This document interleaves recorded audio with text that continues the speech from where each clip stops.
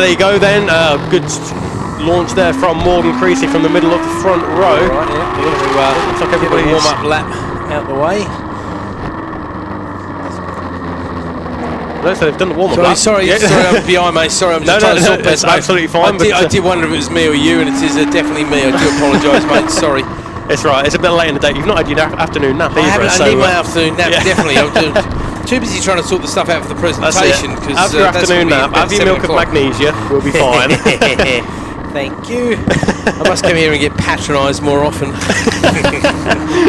Deservedly so, I hasten to add. Right, what's happening on the track, my friend? Well, they're going to the left now, they're going to the right. That seems to be how they make their way around the Schwantz and McLean's. It's Morgan Creasy on that luminous yellow Gixxer K7 leading the way. That's bike number 800 ahead of, I suspect that's Alex Simon there, or Simon on the white Kawasaki. We'll get confirmation as they come across the start-finish line in around about 10-15 seconds time, but they are down the back straight now, and it is Morgan Creasy leading the way. Alex Simon on a Continental tyre, I've been informed, so he's in the line for any tyre bike. There we go. Somebody else joining the track at the back there, so they're going to struggle. If they can make up some places there, I'd be really impressed over 7 laps. As Creasy leads them across the line then for the last race of today, ahead of Alex Simon, Stacey Kilworth, James Fern. Not a great start for him, unfortunately. Then we've got Hashmi, Chad, who's gone back a couple of places. Jordan Kilworth goes back. Simon Gates does very well on the opening lap there, makes up 5 places ahead of Thomas. Then we've got Darren Corkett, who leads the Extreme Machines. Matt Hills goes back by 3, so he'll be annoyed with that after making a good start earlier. Marco Bell goes back a couple. Michael Allen moving up a couple as well. Derek Cripps making up 3 there to be 3rd in the Extremes at this early stage of the race. So I mentioned that we had a couple of riders coming to the pits there. I suspect that was Jenkins, one of them, and Dave Saunders could well be the other. But I think both coming back from Seb coming back from smashing his bike to little pieces. Yeah, I think that's Dave Saunders. He's just going into the second sector. It is so Dave Saunders did go back out there. Dave, this is his first ride back as well after he missed the last round, of course, due to damage to him in the machine at the previous round at Pembroke. So good to see Big Dave back out there, but not having a great time with it at the moment as they come down the back straight for the first time. In fact, he is going to be a bit of a back marker, unfortunately, which is not something Dave would wish, and he's been having some good results lately. So he should be joining us now. He's pulling out of the race. Yeah. He's done a lap and he's coming straight back in, so that's a great shame for Big Dave, but doesn't affect anybody else's race as Morgan Creasy leads. Stacey Kilworth leads. Morgan Creasy across the line. Wow, there's going to be 3 wide into Redgate. Someone going that's tight. That's 3 to Hollywood, surely, because the leader went wide. Yeah, let's have a look on the screen there. I can say it's look at that ribbon of tarmac down Coppice. That's what will be one of the best ribbons of tarmac in the world as they go through the left-hander now in towards the right-hander of the old hairpin. Stacey Kilworth was the man who led across the line ahead of Creasy and Hashmi, but they were pretty much all side by side as they went around Redgate and on towards Hollywood. So just to summarise, really, I have no idea who's leading at the moment. yeah, exactly. It's all into the evening setting sun, isn't it? And it gets very hard to tell at a distance. Well, it looks like it is Creasy. That is the Illumina Suzuki out in front ahead of Stacey Kilworth and Chad Hashmi. It looks like Alex Simon is now down into 4th place after running up a strong 2nd at the end of the first lap. Let's go on, mate. What do you see? We've got a few marshals running there. We've got a bike on the outside of the circuit there. Where is Darren Corkett? Yeah, Darren Corkett. Just see the colours in the distance. Okay, well spotted, my friend. It's Darren Corkett, who unfortunately, as we mentioned, he was 6th place overall earlier on, first of the Extremes. He is out of the race, unfortunately. It's a great shame for him. I know Morgan Creasy's going to lead across the line this time, though, so clearly the post Mr. Kilworth there, who comes across the line in James 3rd place. Again, out of nowhere, James Fern, 3 positions gained. Yeah, but was he he would have been about the fastest on the track that time, round 2. It's only he was the fastest. Chad Hashmi's best lap of the race so far, but Chad actually goes back by 2 places, even though he goes fastest in sector 2 there, so he obviously got beaten up in the first sector, made it back in the second sector, but the 5 of them are covered by, let's see, 1.1 seconds. In fact, the top 6 covered by 1.3 because Jordan Kilworth is right in the mix as well. Simon Gates continues his good run to be in 7th place there, ahead of Thomas Hiddles-Ovell. Go on, mate. Morgan Creasy is no longer leading the race. I believe that could well be James Fern out in front. James Fern, I don't believe he's won a race this year, is he, James Fern? I can have a quick look at what we say, and James's best result was a 2nd at Pembroke a while ago now, so 2nd and a couple of 3rds of the year, so James definitely the man on the case at the moment, that's for sure. I think it's his 4th race season this is for James Fern. He was 3rd in the 2019 1000cc Rookie Championship. Okay. That was on a Honda back then. He's on a Suzuki now, and he's well, leading this race, which is always good to see. The number 102 Suzuki ahead of the 800 Suzuki. The trouble is he's leading this race with 3 laps to go.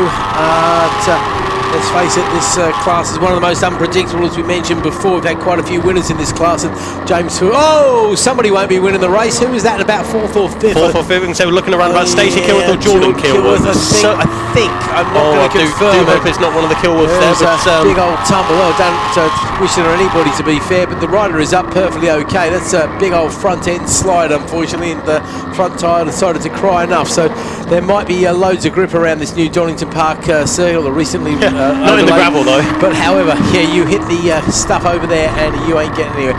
To be fair, he did tip it over well before the gravel, but he did find that unfortunately his ambition outweighed his tyres, shall we say. Well, they're coming into the second sector now, so we'll be able to see who doesn't trip the timing beam there. Yeah. So we've got you can say the top 4 looks like it's Jordan. It's Jordan Kilworth. It looks like it's Jordan Kilworth, unfortunately down there at Redgate. Now I do remember back in September 2021 he also had an incident at Redgate as well, but thankfully this one not quite as severe. I think what the problem with Jordan was, I think it was because he was running in 5th place. He was probably getting a nosebleed being up that high, and it just a bit distracting, was it? Yeah, I think poor old Jordan there. I know Stacey will be sad to see his brother's demise, but he won't notice his brother because you don't tend to concentrate on what's happening in there. You tend to concentrate on the yellow flag rather than the result. His son.